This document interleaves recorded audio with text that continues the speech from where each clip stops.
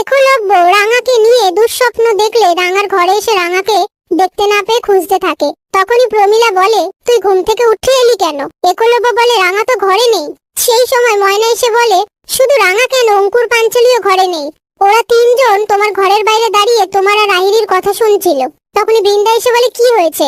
এরপর একলব্য বলে, আমি ওকে বারবার করে বলে দিলাম স্টোন জোনাল চ্যাম্পিয়নশিপ সেটা যেন মন দেয়, তা না করে ও বেরিয়ে গেল। প্রমীলা বলে, ঠিক আছে, তুই ঘরে যা, শুয়ে পড়, আমি দেখছি।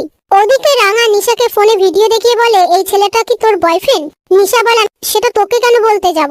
তুই এত রাতে আমাকে এটা জিজ্ঞেস করার জন্য এখানে ডেকেছিস? রাঙা বলে, সত্যিটা বলে দিলে এত ঝামেলাই হবে না।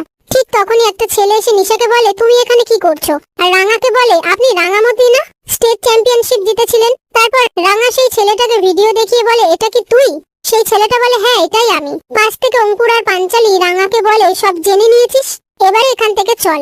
এই বলে রাঙাকে নিয়ে সেখান থেকে চলে যায়।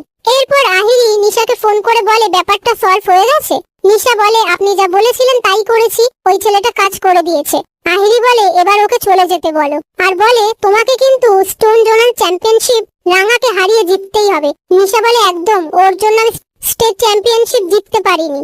এদিকে রাঙা বাড়ি ফিরে এলে প্রমীলা আর একলব্য বলে, তোরা সবাই মিলে কোথায় গিয়েছিলি?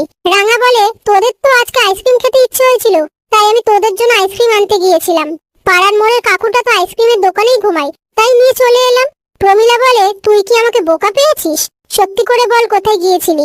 রাঙা বলে, আইসক্রিম আনতে গিয়েছিলাম। পাশ থেকে একলব্য রাঙাকে বলে, তোমার লাইফে রিস্ক আছে, পুলিশ তাদেরকে হন্যে হয়ে খুঁজছে। এরপরেও সে আমাদের ক্ষতি করার চেষ্টা করবে না, তার কোনো গ্যারান্টি নেই। আমি আর নিজের মাথা ঠিক রাখতে পারছি না। রাঙা বলে, উড়ান বাবু, এনে আইসক্রিম খা, মাথা ঠান্ডা কর। একলব্য বলে, আইসক্রিম কিনতে গিয়েছিলে, তীর্ধনুকটা কি করছে সাথে? এই কথা শুনে রাঙা ঘাবড়ে যায়।